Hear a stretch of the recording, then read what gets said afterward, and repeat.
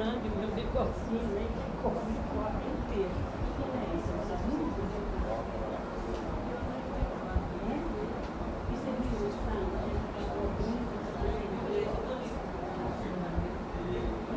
E a gente vendeu hoje. Vendeu um monte de vaso.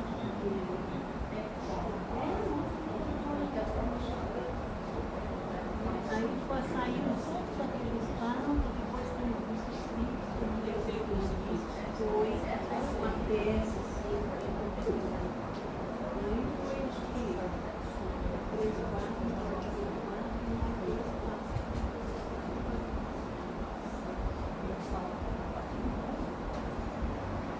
Bom, gente, eu acho que a semana de carnaval é semana de carnaval, né?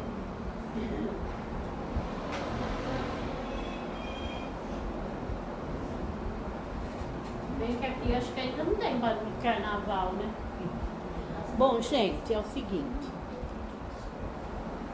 A gente está recebendo hoje o Alexandre, que vem lá de Cidade Pederneiras, que já veio uma vez aqui e que já tem esse ano mais palestra marcada.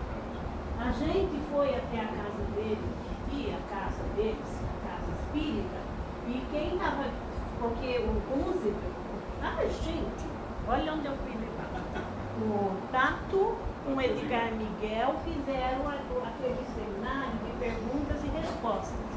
E eles andam por aí, né? Então, eu já tinha até visto, mas vendo na casa deles as perguntas sobre outros totalmente diferentes. Fomos acolhidos com o maior carinho lá, né, Alexandre? Uma delícia. E umas, até eu tentei marcar no Tato, mas eles ainda não têm coragem, né, pra gente. Vão vir para cá esse ano fazer o curso de passe, que a nossa casa nunca teve curso. Então, o curso de passe já está até agendado para curso. Então, sábado, né, que a gente vai fazer o curso de passe. Bom, nessa palestra, a Carmen me ligou essa semana dizendo que tem gente querendo fazer atendimento. Então, eu acho que já está na hora de a gente realmente começar a acolher essas pessoas que pedem. A senhora pode só falar Então, se vocês souberem, tá bom assim? Então, se vocês souberem, gente, de alguém, pode mandar para cá.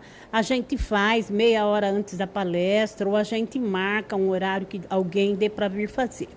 E essa mensagem aqui que a gente está dando hoje é o roteiro para o Evangelho no Lar, que é uma das coisas que a gente indica no atendimento fraterno, que é o tratamento de passe e o Evangelho no Lar, né? Então, vocês já sabem, tem, e se precisarem de mais, tem aqui na casa. Pode pedir para a gente. E se precisar para vocês mesmos, também pode pedir. É muito bom fazer o Evangelho no Lar, tá bom? Eu acho que a gente vai, semana que vem, depois do Carnaval, a gente vai montar a cesta básica desse mês. E o Raulzinho fez até uma lista ali, ó, com os itens maiores, porque para a gente ver. Então, gente, continuem colaborando do jeito que vocês estão. A gente agradece do fundo do coração tudo que tem chegado aí, tá bom? E agradece o trabalho de cada um também, ok? Então, acho que são os recados que a gente tem, tá bom? E acho que a semana que vem é carnaval, pouco se dá para fazer aqui. Uma boa notícia, foi trocada a nossa telha, não vai mais chover, pode sentar à vontade, tá? E eu acho que era isso que eu tinha que passar. Então, a gente vai fazer uma prece para o Alexandre começar a falar. Tá tudo certinho aí, Alexandre? Podemos fazer a prece? Então, tá bom. Deixa a dona Sônia sentar.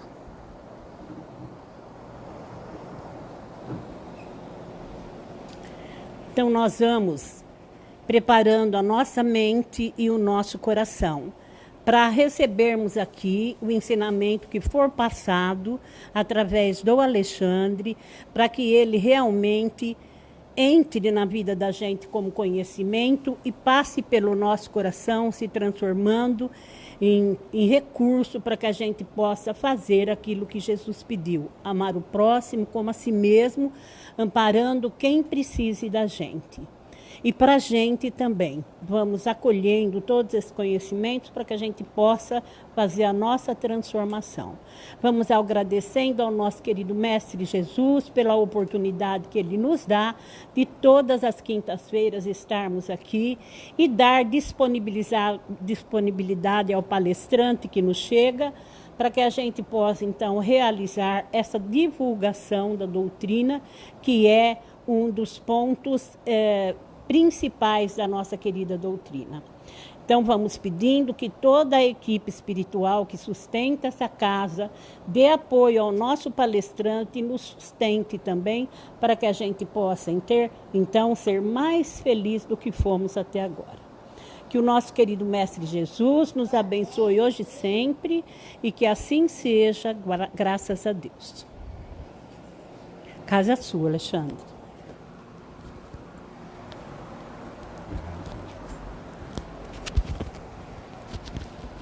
Vou sofrer para fazer esse negócio aqui.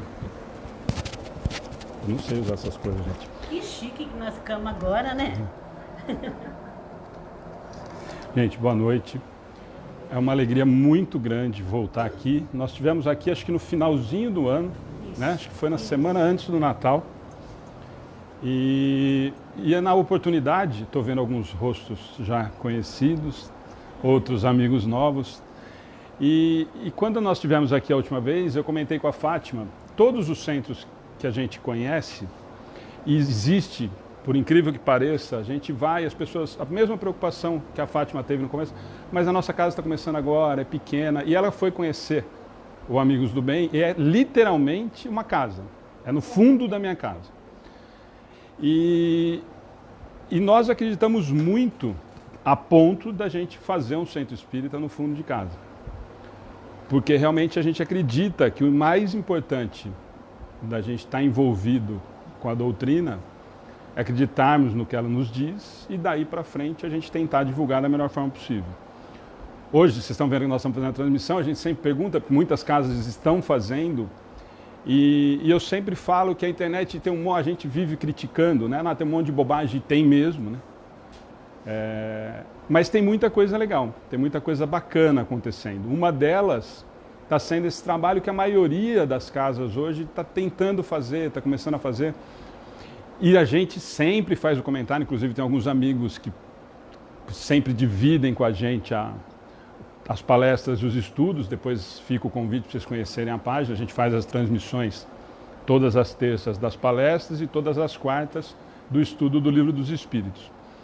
E isso tomou uma proporção tão bacana que hoje nós temos um centro que cabe 20 pessoas sentadas e no estudo nós temos uma média de 150 pessoas ao vivo.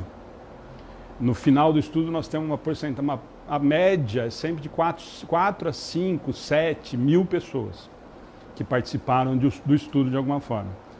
Então é muito bacana porque a gente está levando de uma maneira, de uma outra forma de acesso do que vir a Casa Espírita, embora que eu ia fazer esse comentário, que vai ter gente que vai brigar comigo lá da página, a gente sempre pede que, embora tenha esse mecanismo hoje super bacana da internet, que vá à Casa Espírita. É diferente a gente está aqui, a gente dividir.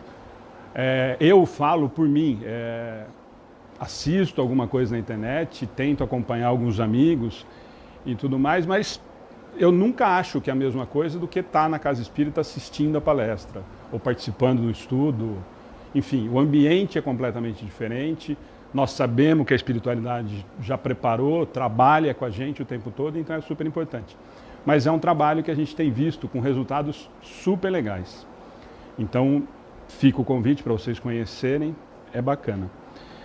E depois você fala das sim, é Centro Espírita, Centro Espírita Amigos do Bem. Então tem lá no Facebook, inclusive a palestra, a gente faz a transmissão ao vivo, ela fica disponível e depois ela vai para o YouTube.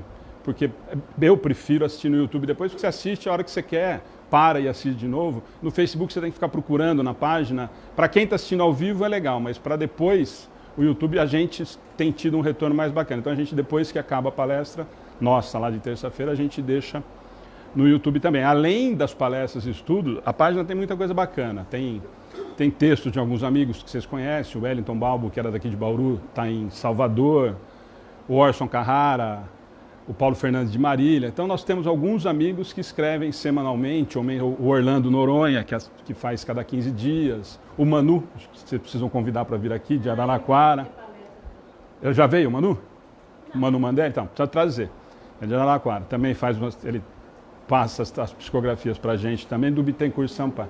Foi aquele que estava lá na casa do menino que eu marquei. Aquele de Araraquara que veio? O que eu marquei lá na sua casa, que eu fiz confusão, lá, Aham. aquele que estava com os meninos lá. O Maurinho. Ah, o Maurinho que sempre está com o Tato. Tá, mas os meninos de Araraquara depois eu te passo. O Manu e o Gustavo sempre estão com a gente lá, vale a pena. Então tem bastante coisa bacana nesse sentido. Então tem uns vídeos legais. O Sérgio Cherce lá de Birigui faz o trabalho de cura, está fazendo um vídeo mensal. O Tato faz um vídeo mensal. Então tem bastante coisa de doutrina interessante lá. Fica o convite. Essa parte é interessante, porque eu até escrevi ali, eu sigo ali, ó, Rede Amigo Espírita, que é muito bom. A Rede Amigo Espíritas, a gente transmite depois o que nós temos aqui, eles transmitem lá, não é ao vivo. Eles colocam depois o link, eles colocam o link.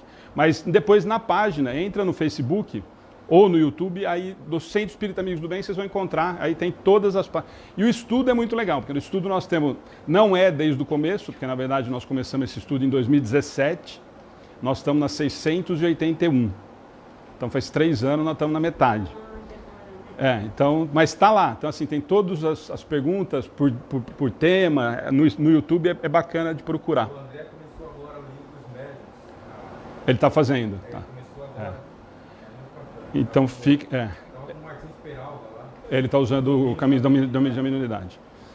Mas tem muita coisa boa, isso que eu falo. Tem muita coisa legal hoje na internet. É o que eu falo, tem muita porcaria, mas tem muita coisa útil. A gente tem que selecionar e ver o que dá para a gente aproveitar. E eu peno muito para fazer as minhas palestras. A Ana vive tirando sarro, porque eu monto a palestra e na última semana eu mudo ela umas 15 vezes. Até hoje, às 6 horas da tarde, eu mudo. Então eu cheguei do escritório, trabalhar, antes de tomar banho eu acabo mudando alguma coisa, porque me vem na hora. E sábado passado nós tivemos em Duartina, nas cartas com o Newton, e eu tinha montado a palestra, 2 dias antes eu falei para ela, nossa, não é isso, é outra. E aí eu tive que montar uma palestra em cima da hora. E hoje o tema é um tema que a gente trata tão pouco na doutrina espírita, e não que a gente não tenha que ter preocupação, que a gente tem, a gente pede muito para os palestrantes, né? Para a gente falar sobre o Evangelho, normalmente os temas são em volta do Evangelho. Mas nós temos ouvido muitas casas, nós tivemos em Cafelândia, também é fantástico o trabalho que eles estão fazendo lá, o Fábio e a Jamile. E nós fizemos uma palestra sobre perda de ente querido, e eles vieram falar, nossa, está todo mundo saturado, né? Porque você fala o capítulo do Evangelho, tem umas pessoas que fazem assim, né? Nossa, de novo, como se a gente já soubesse o Evangelho, né? Mas é um comentário que teve. E a ideia hoje é da gente conversar um pouquinho sobre Código Penal da Vida Futura, lá do Céu e Inferno. Então é um tema extremamente importante. Eu particularmente, é uma das obras que eu acho de fundamental para o estudo, para a gente entender principalmente para a gente se livrar de muitas amarras que a gente traz das outras existências, e até mesmo dessa, né? Muitos de nós poucos viemos de berço espírita. Então a ideia é falar um pouquinho sobre isso. E para falar de Código Penal da Vida Futura, fatalmente nós vamos falar por livre-arbítrio, nós vamos passar por culpa, nós vamos passar por algumas coisas que são enraizadas. Tem um quadrinho, que como a gente não vai fazer a projeção, acho que vocês conhecem, aquele do tigre e do menininho, né? Sempre está na internet, no Facebook e tal. As crianças adoram e tal, e eu também. E aí tem a pergunta do menininho, que ele faz assim, ó. Você acredita no diabo? Tipo um ser maligno, supremo, dedicado a seduzir, corromper e destruir os homens? É a pergunta do menininho para o tigre, que é amiguinho dele, né? E a resposta do tigre é fantástica, né? Que não tem nada de infantil. Não sei se os homens precisam dessa ajuda para isso.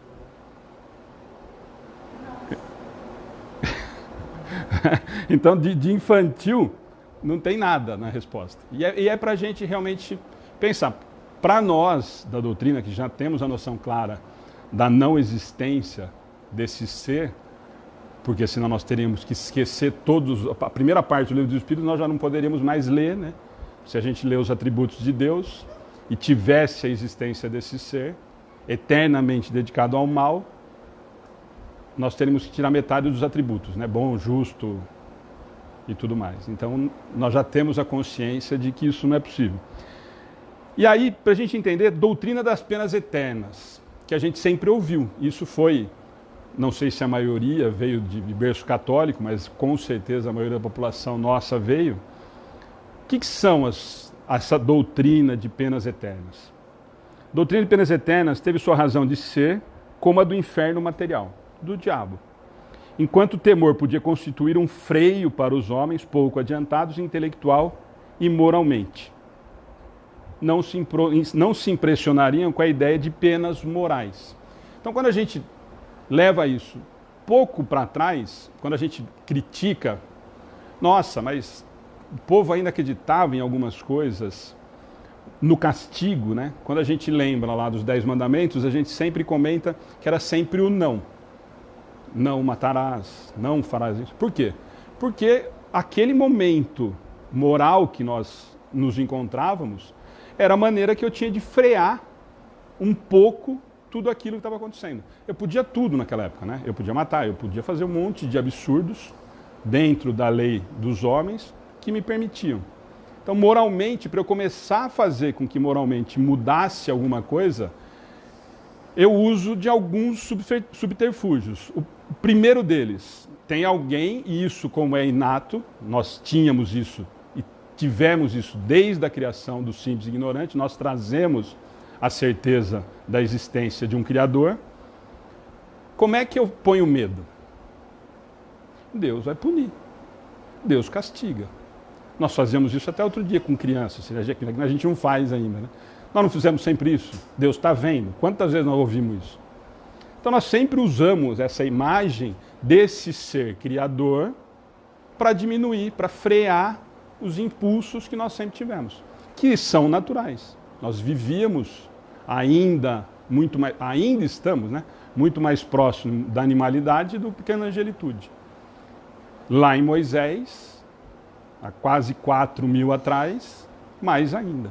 Nós estávamos mudando para a prova e expiação. Então eu tinha que encontrar um meio, a espiritualidade arrumou um meio de eu conseguir dar uma diminuída nesse ímpeto do mal, do poder fazer tudo. Então, qual que é o mecanismo? Cria alguma coisa que te dê medo.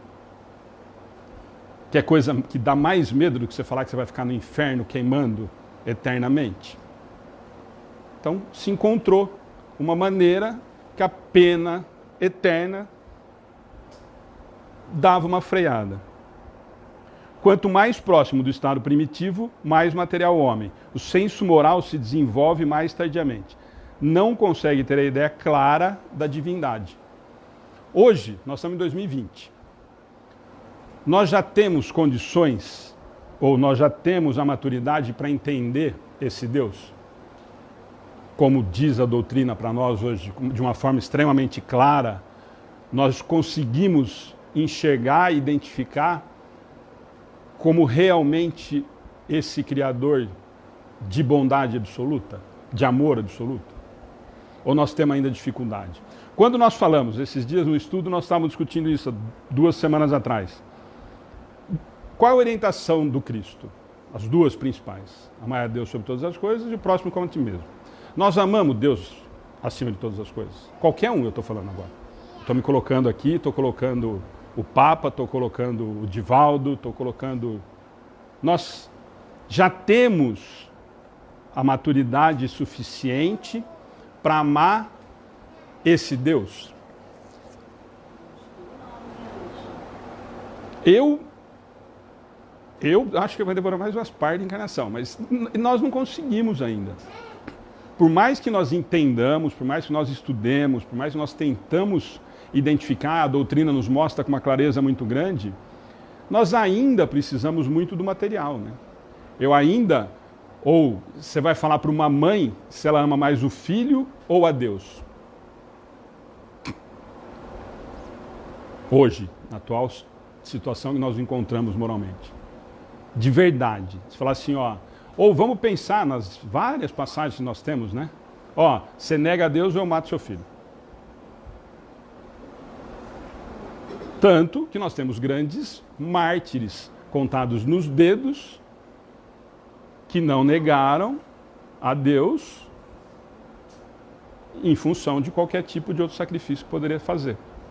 Então ainda tem. Então, ainda esse ser é distante para a gente. E ainda, por incrível que pareça, mesmo na doutrina, nós ainda temos um olhar de medo de punição, medo, ou ainda uma imagem de troca. Se eu vier no centro e fizer tudo direitinho, se eu fizer minha doação, eu vou para o nosso lar, ou eu vou para o céu. Ainda nós barganhamos, né? Nós temos isso ainda muito enraizado. Nós ainda não entendemos que isso é o mérito e é o passo a passo. E de que ele não tem pressa nenhuma. Nenhuma, absolutamente nenhuma. A única preocupação dele é de que quanto mais rápido a gente andar, menos nós vamos sofrer. Só isso. É a única preocupação que ele tem. Então ele olha para a gente como quem fala, nossa, está penando à toa, podia estar acelerando o passo, podia estar mais à frente. Só isso. Mas não está preocupado em punir, em fazer nada. Porque senão não é amor absoluto. Ele não tem aqueles atributos que todas as religiões acreditam. Nós temos lá no Livro do Espírito essa analogia dos atributos, mas todas as religiões acreditam no que está ali. De que ele é soberano, justo, bom, enfim. A crença da eternidade nas penas prevaleceu salutarmente enquanto os homens não tiveram ao seu alcance a compreensão do poder moral. Com o desenvolvimento dessa questão moral, nós temos um problema que nós enfrentamos hoje na doutrina espírita. Eu escuto isso algumas vezes e tem um exemplo muito forte de muito tempo atrás, de uns 8, 9 anos atrás. O que a doutrina nos diz? Aliás, nós sempre ouvimos, aliás, Jesus já falou, e aí a doutrina vem reforçar, nós ouvimos de Chico, nós ouvimos de um monte de mensageiro. A verdade te libertará. Quanto mais você souber, mais você será cobrado. E aí nós ouvimos uma vez de uma companheira nossa no centro, falar assim, nossa, mas você sabe que essa história tem razão, então era melhor eu não saber nada. Se você vai ser cobrada, quanto mais eu souber, então quanto menos eu souber, menos eu vou ser cobrada. Toda a razão do mundo, faz sentido. Ela tem toda a razão de pensar assim. Só que, fatalmente, eu vou ter que aprender. Lei natural, de progresso. Eu vou ter que aprender. Não precisa ser agora. Não precisa ser agora. Pode ser ao meu tempo, com a minha vontade de acelerar o processo. Mas eu fatalmente vou ter que passar por isso. Nessa história das penas eternas, a doutrina, que não é só a doutrina, se nós formos ver toda a história da humanidade, a reencarnação é citada muito antes do advento do Espiritismo. Né? Nós temos várias citações, inúmeras, de muito tempo antes, falando em reencarnação. E a reencarnação, por si só, ela já consegue encerrar a ideia de pena eterna. Vocês concordam? Se eu reencarno, eu tenho outras oportunidades, então não existe um fim. Eu não posso acreditar mais em pena eterna. Se eu ser julgado num determinado momento, eu desencarnei hoje e vou para o céu ou para o inferno, sendo que a reencarnação está aí para comprovar que ainda existem várias outras possibilidades. No Livro dos Espíritos ele faz uma pergunta clara, né? É limitado o número de existências corporais, ou reencarnações, ou o espírito reencarna perpetuamente? E os espíritos, a cada nova existência, o espírito dá um passo para diante na senda do progresso.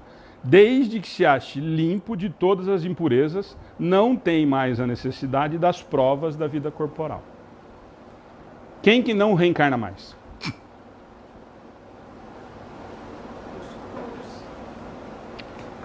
Os puros.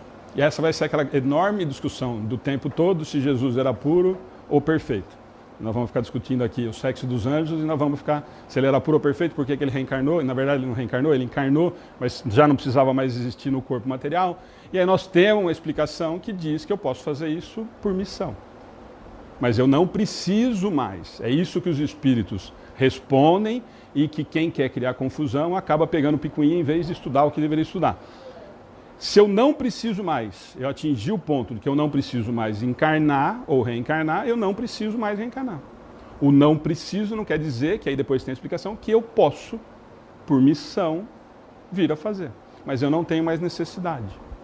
Por quê? Porque eu atingi o grau de pureza de que eu não tenho mais o que fazer no corpo material para me aperfeiçoar. E aí a pergunta que eu adoro, toda vez que a gente vai estudar, é o 69. É invariável, não muda o número das encarnações para os espíritos? Todos nós estamos aqui em 20, 30 pessoas, todos nós temos uma quantidade X de encarnações? Assim, ó, o Alexandre vai ser criado simples e ignorante, e aí ele vai ter 535 encarnações e ele vai ficar puro. É essa a pergunta de Kardec. Ó, é invariável? Não muda? Quer dizer, para eu sair de simples e ignorante e chegar a espírito perfeito, puro, eu tenho um número exato de encarnações? É a resposta dos espíritos, claro que não. E por que é claro que não? É isso que nós precisamos sempre entender. Por que não é claro que não? Por que não é um número exato? Por que eu não tenho um número X? Falar, ele criou simples e ignorante, vai chegar, são 5 degraus, então ele vai levar 150 anos aqui, depois ele vai gastar mais 300 aqui, ele vai gastar mais 500 aqui, então isso daqui se divide pelos números de encarnação. Ah, se ele fizer 1000 encarnações, ele vai ser perfeito. Por que não é assim? Depende da evolução de cada Porque depende da minha pressa, nós acabamos de falar, depende da minha preocupação, da minha maturidade em cada existência que eu tenho. Sim, mas a pressa é minha. E aí eu tiro mais um problema dessa história de pena futura e de que alguém faça para mim. São as coisas muito boas da doutrina que vem carregada de outras coisas, que são responsabilidades. Então, acaba com a história de alguém me fazer mal ou de alguém me fazer bem. Eu faço. Eu escolho como eu vou trilhar essa caminhada toda para chegar. Uma coisa nós temos duas. Nós somos criados simples e ignorantes e vamos chegar à perfeição. Isso é fato. Tá? São duas certezas, mais do que a morte. Tem gente que fala assim, a única certeza que tem é a morte. A morte nós temos certeza mesmo. Mas que nós somos criados simples e ignorantes, que nós vamos chegar à perfeição, certeza. O tempo que nós vamos levar para isso depende de nós. Aí é o que o senhor falou, depende da minha evolução moral.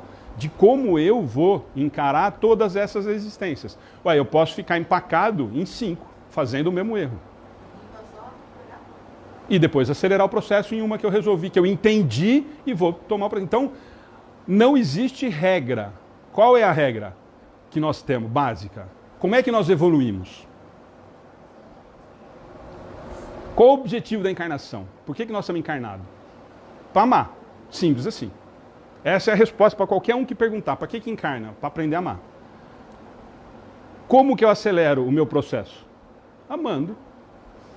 Quanto mais rápido eu entendo, quanto mais rápido eu excluo os meus defeitos, mais rápido eu acelero o meu processo.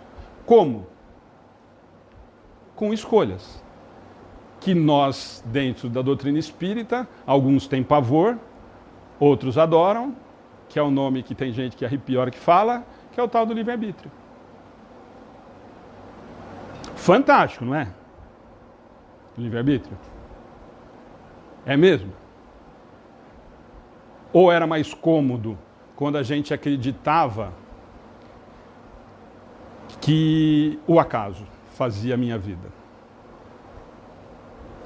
Que alguém era responsável, que se eu fosse procurar uma determinada entidade religiosa e contasse os meus pecados, ele me daria o perdão em nome de Deus e estaria tudo resolvido.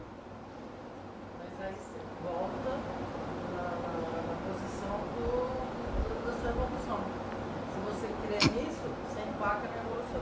Exatamente. E mais, né? Por isso que é que, na verdade, quando nós estamos andando, e quanto mais nós entendemos o real motivo do livre-arbítrio, o que é realmente o livre-arbítrio, mais fácil fica de eu encarar.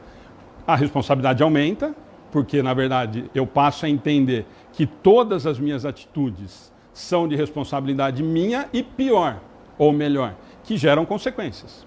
Eu posso fazer tudo.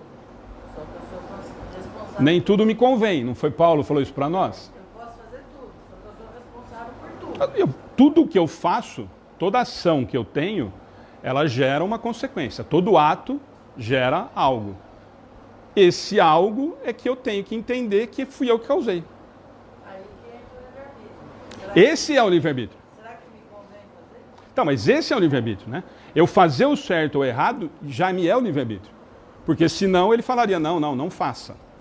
Embora, isso é uma discussão também eterna, que daria um seminário em vez de uma palestra, que é uma briga que eu tenho, que o livre-arbítrio foi ganho. Não. Na minha opinião, e estudando um pouco de doutrina, o livre-arbítrio é conquistado. Quanto mais eu evoluo moralmente, maior o meu livre-arbítrio. Vocês concordam comigo? Quando eu era criança, eu não precisava pensar tal. Então a gente realmente conquista. Sim. Por quê?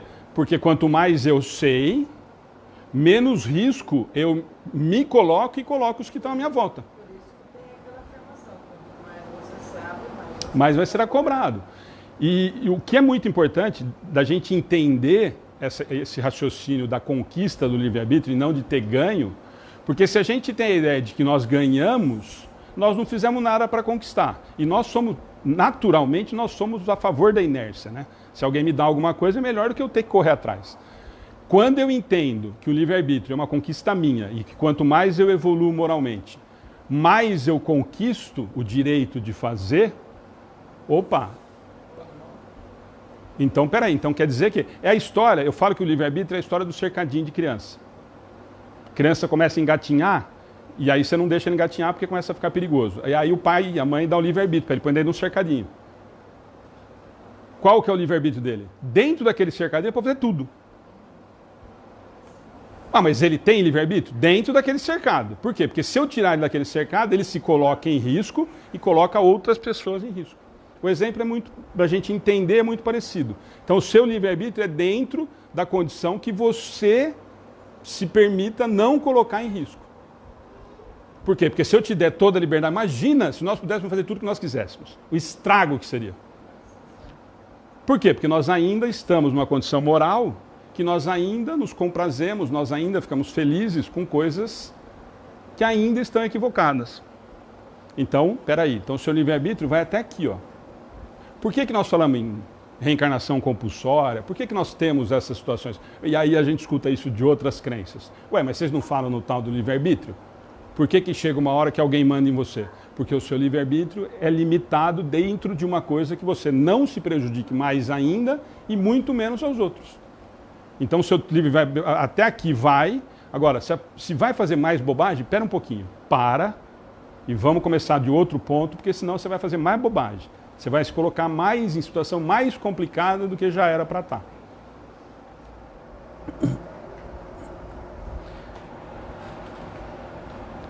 O Emmanuel, com a delicadeza, com a sutileza dele, a lei das provas é uma das maiores instituições universais para a distribuição dos benefícios divinos.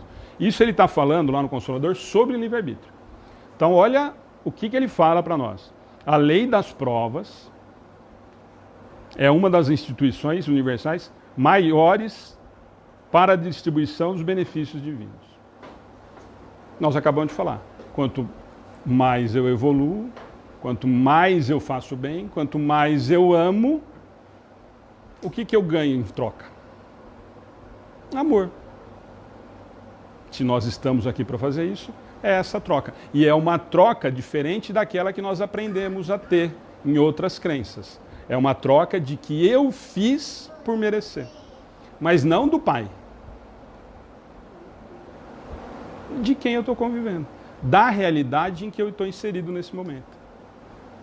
Porque achar que Deus vai me dar alguma coisa porque eu fiz uma oração, aí nós estamos voltando à infância moral.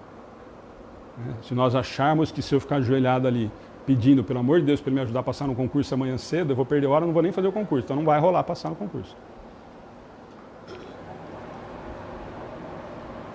Do livre-arbítrio, tem um quadrinho do Emmanuel, que ele sempre coloca assim, ó, nossa liberdade é ação, geração temporária. Certo? Eu tomo uma atitude, aquilo dura um determinado tempo, porque foi a ação que eu tomei. Vai ter uma reação? Sempre vai ter uma reação, é inevitável.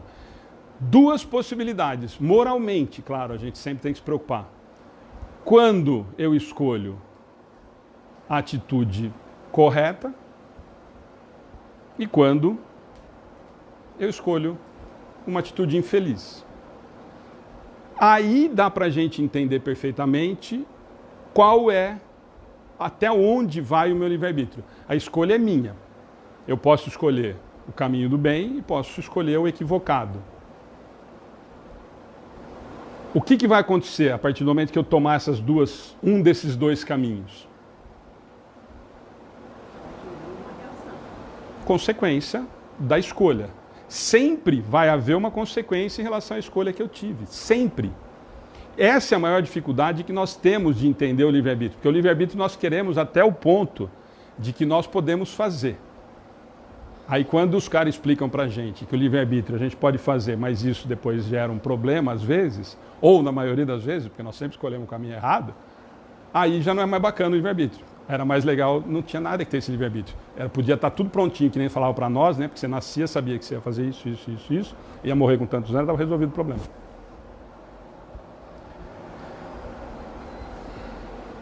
Nós acabamos de falar do livre-arbítrio e do momento que nós vivemos. Eu dei o exemplo do cercadinho, né? Hoje nós estamos em prova e expiação. Quando nós mudarmos para a regeneração, vocês acham que o livre-arbítrio vai aumentar, ficar igual ou diminuir? Acho que a nossa capacidade de escolha vai ser melhor, né? Então, o meu livre-arbítrio vai aumentar. A minha possibilidade de escolha, a minha liberdade de escolha vai ser um pouco maior. Por quê? Porque a minha condição moral, a espiritualidade, quem está tomando conta disso tudo vai falar assim, não, mas ele já tem condição de fazer umas escolhas um pouquinho melhor. Então, eles torcem para isso, né? Porque nós não sabemos se nós não vamos continuar fazendo bobagem. E o Emmanuel, de novo, a provação é a luta que ensina ao discípulo rebelde e preguiçoso a estrada do trabalho e da edificação espiritual. A expiação é uma pena imposta ao malfeitor que comete um crime. Aqui é um problema sério também que nós temos na doutrina, porque nós começamos a ficar com medo, e eu às vezes tenho receio de achar que é para trazer gente para centro espírita, e não é essa a preocupação. Nós temos que estar preocupados com a nossa evolução moral e com a evolução moral dos outros. Como que isso vai acontecer? Muitos melhores que nós estão fora das casas espíritas, fora das igrejas, são ateus e estão fazendo o caminho deles moralmente. Então a preocupação não é essa. Então quando a gente se preocupa, nós temos, quando a gente fala sempre em prova e expiação, e aí é isso que eu falo, o Emmanuel, eu falo que ele é dureza, né? Ele é chato de vez em quando, ou sempre, mas ele dá umas pancadas que nós hoje temos receio de falar em palestra, quando a gente vai em estudo, quando a gente vai fazer um atendimento fraterno. Claro que não precisa assustar ninguém no atendimento fraterno, não precisa apavorar ninguém, mas nós precisamos falar o que a doutrina nos diz. Nós precisamos ser sempre fiel ao que nós dizemos acreditar. Nós não podemos fazer um atendimento fraterno para agradar quem veio à casa espírita para ela voltar na semana que vem na palestra. Mesmo porque o atendimento fraterno é para se ouvir o que ele veio falar e, no máximo, dar algum tipo de orientação em cima da doutrina espírita. Para isso que é o atendimento fraterno na casa espírita. Se não, vai procurar um psicólogo. Aliás, deve procurar um psicólogo independente de vir procurar o atendimento fraterno. E nós temos o cuidado, quando a gente vai falar em prova e expiação, principalmente, então aí o Emmanuel dá duas explicações fantásticas. A prova, ele usa exemplo, ó, a prova é que nem uma corrida de obstáculos que tem o poder de impulsionar o progresso humano. E ele complementa, sempre existirão, pois são desafios evolutivos. Então, até chegar ao ponto que nós falamos que nós não vamos mais reencarnar, nós vamos ter provas. E a expiação, que aí é que pega. Uma contenção temporária da liberdade individual, necessária à reeducação do espírito, que, melhor utilizando o livre-arbítrio, reajustasse às determinadas leis divinas. Nossa, então quer dizer que Deus pune? Não, mas está falando aí que a expiação é para parar, para segurar, para eu parar de fazer bobagem. Para você não fazer bobagem. Não é castigo. É para você diminuir a possibilidade de erro, é para você errar menos. Então eu te coloco em situação que vai diminuir a possibilidade de te dar erro. E mais, normalmente vem acompanhada da possibilidade de você entender com a dificuldade que você está passando, os equívocos que você já vem cometendo e de que você está sentindo na pele que aquilo era equivocado. É simples assim. Então nós não temos que ter preocupação em não falar de expiação, de não falar de que é justiça divina, porque são leis naturais. Quando eu transgrido a lei, gera consequência. E não é por castigo, consequência. Sempre, é só a gente entender causa e efeito e consequência. Eu não gosto muito, aquele dia você viu a discussão lá da ação e reação, foi uma briga homérica que nós ficamos tendo, e nós não decidimos nada, não resolvemos ainda. Mas eu prefiro causa e efeito, porque a causa, o que eu faço, gera um efeito. Sempre. Então, no caso da expiação, é exatamente isso. Eu causei alguma coisa e eu tenho que expiar aquilo ali. E aqui nós já conversamos muito, né? Kardec, agora entrando já no céu e inferno, arrependimento, expiação e reparação. São as 3 condições necessárias para apagar os traços de uma falta e suas consequências. O arrependimento suaviza as dores da expiação, abrindo pela esperança o caminho da reabilitação. Só a reparação, contudo, pode anular o efeito, destruindo-lhe a causa. Eu passei pelas 3 etapas, expiei, já está resolvido? Volta lá e repara. Me arrependi, expiei, beleza, está tudo certo agora? Não, arruma. Você quer coisa mais lógica? É isso que eu falo. Gente, nós estamos falando de coisa racional, nós estamos falando de coisas que nós queremos para nós. É que nós não queremos quando nós somos cobrados a fazer. Mas nós cobramos isso todo dia.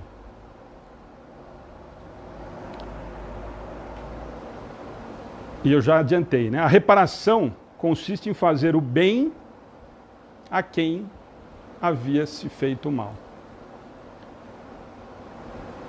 Isso que nós ainda não entendemos, e é isso que eu falo que a gente tem medo. Isso não quer dizer que nós precisamos sofrer. A Casa Espírita adora falar que nós precisamos sofrer. Não é lei do talhão. Dente por dente, olho por olho. Se eu aprender a lição por amor, está resolvido o problema. Porque senão, gente, pensa bem, nós sempre conversamos disso. Se um assassino tiver que morrer na outra encarnação, assassinado, vocês concordam que nós vamos ficar num ciclo? E qual o objetivo? Aí eu vou arrumar um outro para ser culpado para ele aprender? Não. Eu preciso aprender. Qual que é o objetivo de quem foi um assassino e vai voltar numa próxima para se arrepender, expiar e reparar? Qual é o objetivo? Aprender, entender que o ato que ele cometeu foi equivocado. É esse o objetivo. Então não é fazer ele sofrer. O objetivo é fazer ele entender que o ato que ele cometeu estava errado. Então, se ele aprender isso de outra forma, sem ser sendo assassinado, está resolvido o problema. O objetivo é esse. O objetivo do Pai é que nós chegamos à felicidade. Então eu não preciso sofrer. Ele não quer que eu sofra. O sofrimento é inerente às escolhas que nós fazemos. Nós ainda estamos no momento que nós cometemos equívocos, geram consequências que nos fazem infelizes. Não é Deus que dá. Claro que não. Isso, ontem nós brincamos isso. A pior... Ontem no estudo alguém falou, nossa, eu fico até com medo da hora que chegar e tiver que encarar Deus. Eu não, fico com medo da hora que eu tiver que realmente encarar minha consciência. Porque Deus vai olhar para mim e falar, eu já sabia. Eu é que não sabia, né? A hora que eu tomar consciência de todas as bobagens que eu cometo normalmente, o susto é maior. Quem não repara os seus erros nesta vida, por fraqueza ou má vontade, achar-se-á numa existência posterior em contato com as mesmas pessoas a quem prejudicou e em condições voluntariamente escolhidas. Isso também vai dar uma briga para 1h30. Nem sempre é tudo bonitinho que nem venderam para nós. Nossa, vai sentar lá com aquele monte de espírito de luzes, e nós vamos falar assim, ó, você vai nascer tal dia, família tal, o olho castanho, cabelo desse jeito, depois você vai ficar careca, aí você vai estudar, depois vai...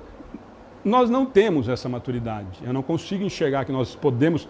É só a gente entender hoje, racionalmente, nós estamos em 2020, teoricamente mudando para a regeneração, nós conseguimos imaginar que o sofrimento é bom para mim? Sofrimento que eu estou falando é sofrimento. É imaginar que eu falei assim, ó, quando eu estava lá fazendo a minha programação reencarnatória, eu pedi para vir com uma deficiência mental e física. Nós conseguimos hoje, de verdade, né? Lembra da história da consciência lá? De verdade, eu não consigo me imaginar fazendo essa escolha, mesmo sabendo hoje, com um pouquinho que eu entendo, que seria o melhor para mim. Porque nós não temos essa maturidade ainda moral de que o sofrimento, que aquele sofrimento ali vai me fazer um ser melhor. Muitas, as mais difíceis, muito provavelmente. A não ser num momento de arrependimento muito grande, que eu consigo despertar, na realidade espiritual, um despertar moral e falar assim, nossa, realmente eu já entendi que eu estava completamente equivocado, então eu preciso, me dá aí que eu aguento a parada. E normalmente as experiências que nós temos da espiritualidade falando assim, que você está pedindo quanto?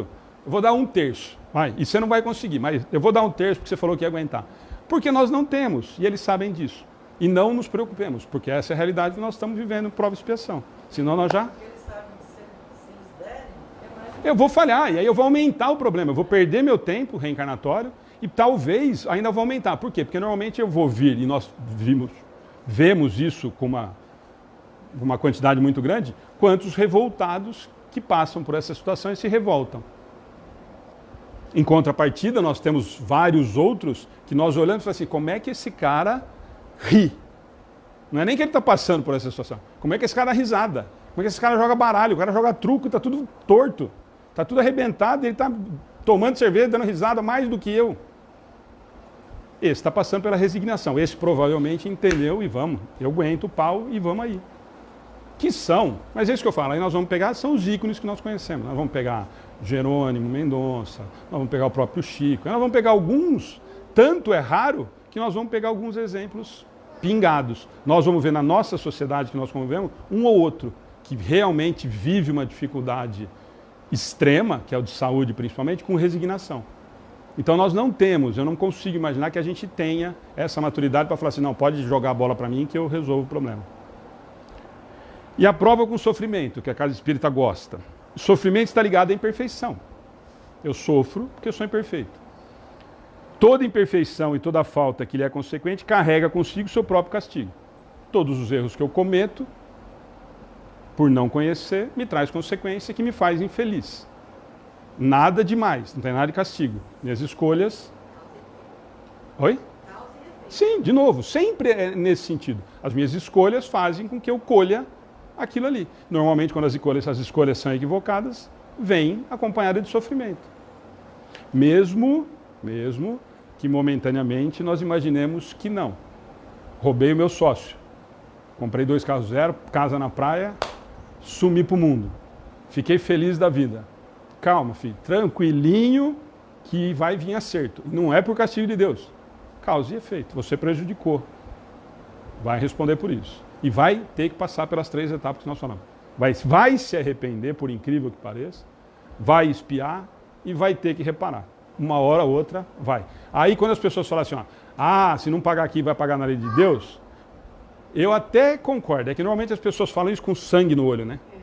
Mas, normalmente corre sangue assim, né? Mas o fundo é verdadeiro.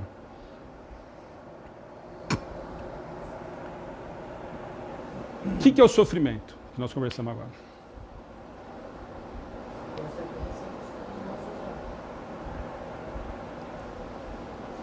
O sofrimento, ele nos é útil?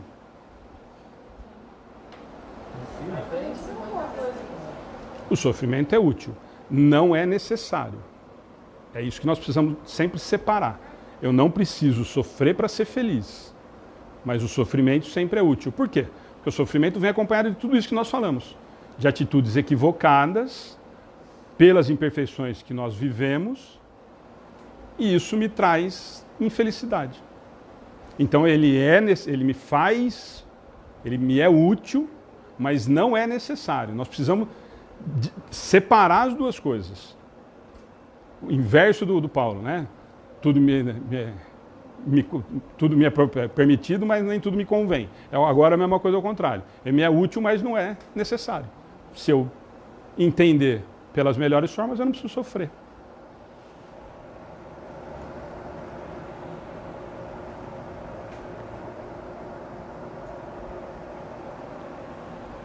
Na reparação, que é o mais delicado da história, que nós ainda temos dificuldade, né? Isso é uma questão que muito tempo atrás uma pessoa me perguntou, eu falei, mas tá bom, tudo isso que vocês falam é muito bonito, eu entendo, eu acho legal e tal, mas como é que você vai reparar alguém que você assassinou? Você continuou vivo e ele desencarnou. Como é que você repara isso? Bom, e aí você tenta convencer, mas a pessoa não quer ouvir. Mas assim, você tem vários caminhos a começar a tomar, né? Quer dizer, o mais fácil seria, se eu tomasse consciência disso ainda nessa existência, eu me aproximar, por exemplo, da família e tentar socorrer de alguma forma, tentar diminuir o mal que eu fiz. Depois que eu desencarnar, que é o pior, como é que eu reparo? Como é que eu reparo o mal que eu fiz? A gente tenta se imaginar o seguinte, ó, alguém me matou, alguém me assassinou e eu desencarnei. Como eu sou um espírito extremamente evoluído, eu só tenho ódio desse que me matou, né? Para não pensar em todos os outros sentimentos que eu vou ficar em relação a ele, a família dele, a todo mundo, que são os tal dos obsessores, que nós gostamos também. Como é que eu reparo? Como é que eu me aproximo? Como é que eu arrumo? Não, mas vamos aí, nós vamos, ó, eu desencarnei, assassinado. E aí passou um tempo, o cara que me assassinou também desencarnou. Como que eu reparo essa situação? Como? Como que eu consigo? Mais um pouquinho, mais do que a prece e oração. Porque lembra sempre o seguinte, ó, o caminho é esse. Nós vamos falar de novo, vocês falaram do Evangelho no Lar, nós vamos falar da prece, nós vamos falar disso. Mas se lembra que eu estou revoltado, lembra que eu tenho ódio. Você me matou e eu quero te pegar. Eu ainda tenho ódio mortal de você. Qual que é o único caminho que nós temos para a reparação desse tipo de situação? Uma orientaçãozinha simples.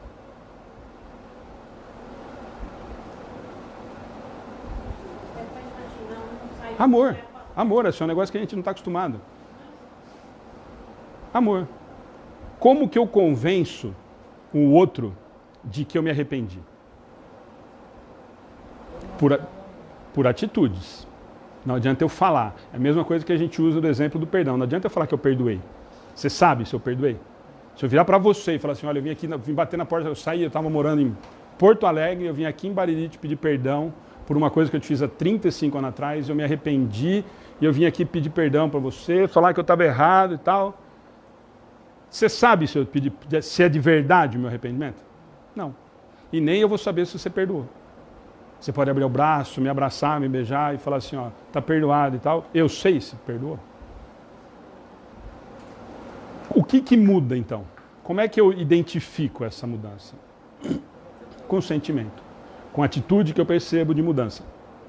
Por que nós cansamos de ver obsessores que desistem do seu obsediado? Porque eu vi que ele não é mais aquele cara lá.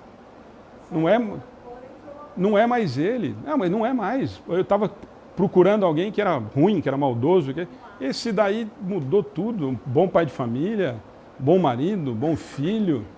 É meio atrapalhado, frequenta a casa espírita. Olha lá, tá até tomando passe. Eu estou olhando a mudança. E aí ele não veio me pedir perdão, ele não veio me falar. As atitudes estão fazendo com que eu consiga acreditar de verdade naquela mudança.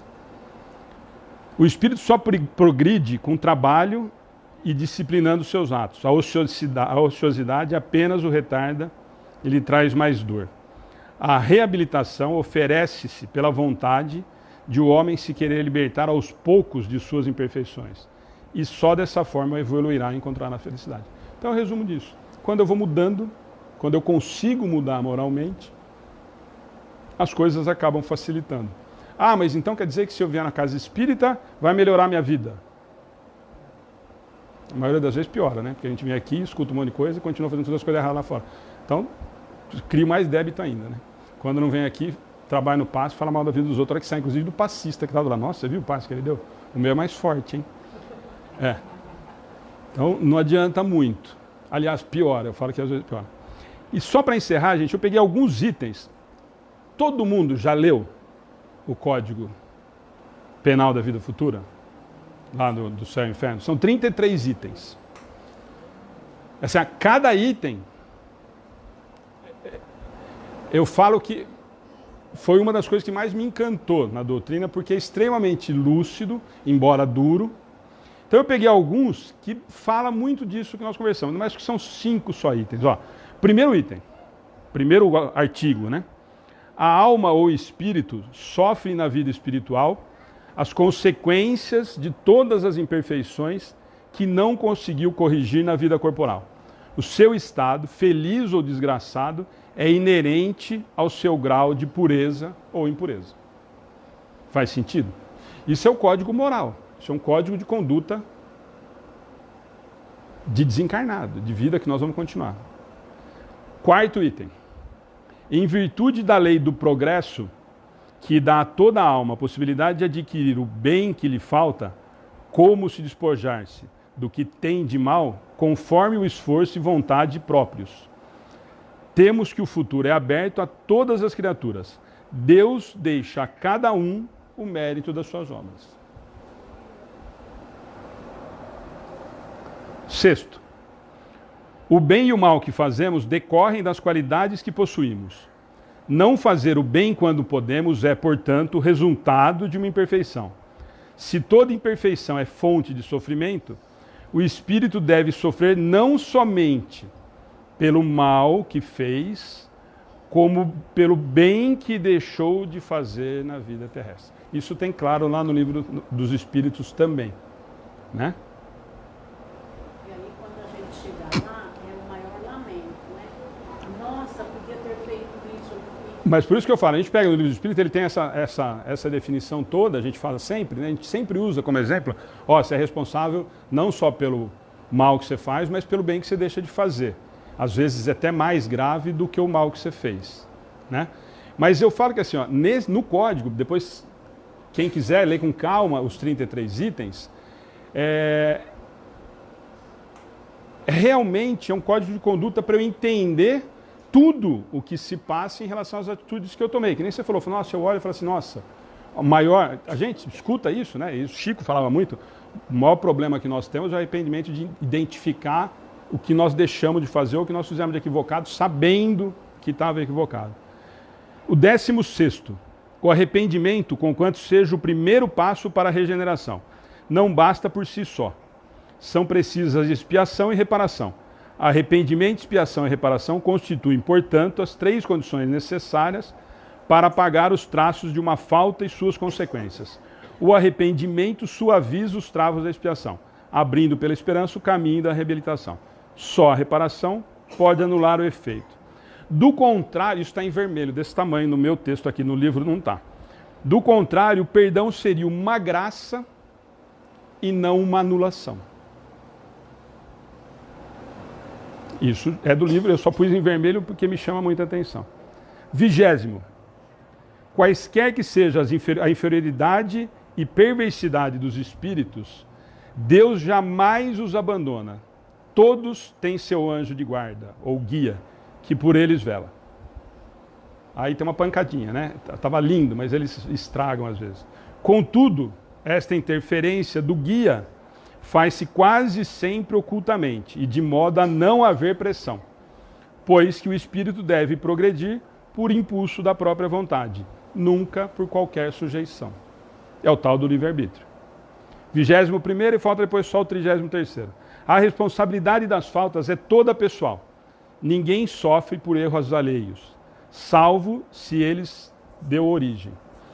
Quer provocando-os pelo exemplo, quer não os impedindo quando poderia fazê-los. Aqui a batata vai assar. Assim o suicida é sempre punido, mas aquele que por maldade impele outro a cometê-lo, esse sofre ainda maior pena. Eu falei que aqui a batata assa no 21 pelo seguinte, lembra sempre, isso é conduta que nós devemos cumprir e está especificado que são regras. A responsabilidade das faltas é toda pessoal. Eu me responsabilizo. Ninguém sofre por erro de ninguém, salvo a eles se deu origem. Se o erro que o outro cometeu, eu que incentivei, eu que provoquei. Quer provocando-os pelo exemplo ou impedindo quando poderiam fazê-los. Então aqui, nós, os que são pais e mães, se assustem. Porque se o meu filho comete equívocos pelos exemplos que eu dei ou que eu deixei de dar, eu respondo também. E o 33º, que é o último item do código, em que pese a diversidade de gêneros e graus de sofrimento dos espíritos imperfeitos, o Código Penal da Vida Futura pode resumir-se nesses 3 princípios. Primeiro, o sofrimento é inerente à imperfeição.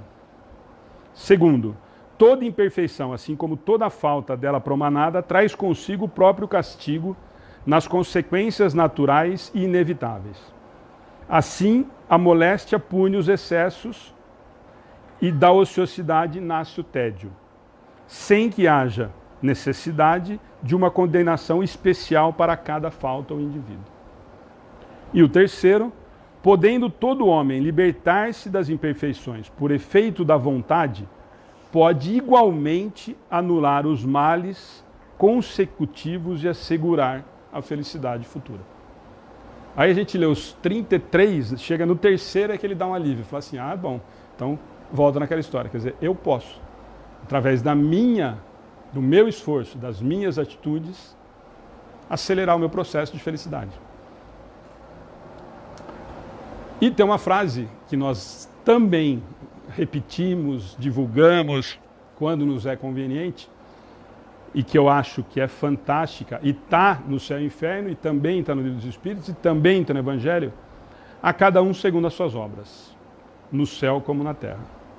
Tal é a lei da justiça divina. Então ela está diferente no Evangelho, ela está diferente no Livro dos Espíritos, e aqui no Céu e Inferno ela está um pouquinho diferente. A cada um segundo as suas obras, no céu como na terra, tal é a lei da justiça divina. Tal qual a perfeição do Pai.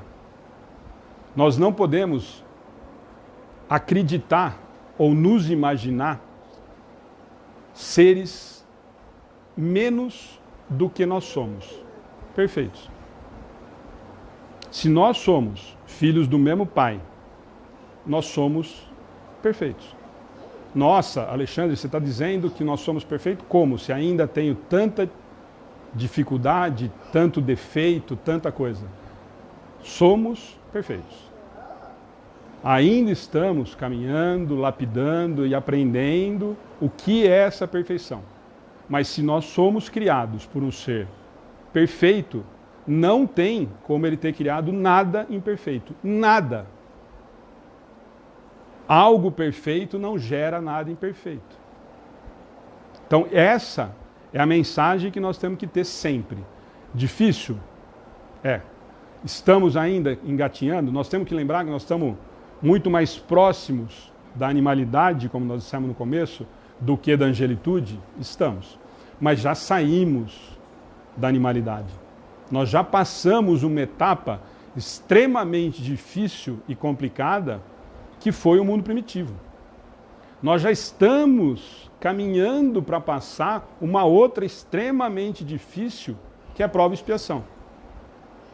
E lembrando, a gente sempre fala isso, né? Ah, essa terra vai passar a ser regeneração. Não, nós vamos passar para a regeneração, a terra vai continuar aqui. Nós, os espíritos que habitamos a terra, é que estamos mudando. E estamos mudando. Estamos melhorando. Embora as barbaridades ainda aconteçam, nós estamos melhorando a cada dia. Gente, era essa a mensagem. É um assunto extremamente delicado, comprido. Aquilo que a gente falou, tem 4 ou 5 coisas que daria para a gente fazer seminários para ficar discutindo. Só o Código Penal, nós precisaríamos ficar uma tarde toda de sábado para conversar item por item. Mas a ideia era passar um apanhado geral e, principalmente, fazer com que a gente se interesse por essa obra, que dentro do próprio movimento espírita a gente acaba deixando de lado.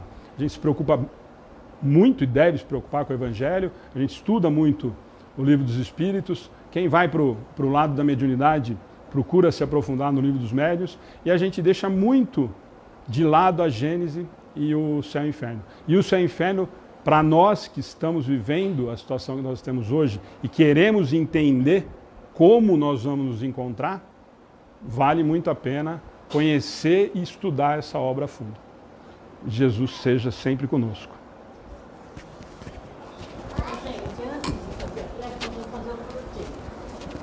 Então, a primeira coisa, tem algum aniversariante aqui? Aniversariante ganha presente? É, Eu minto, então. Hã? Então eu minto.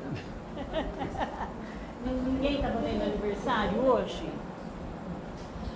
Então, fala para mim, Alexandre, o número de 1 a 17.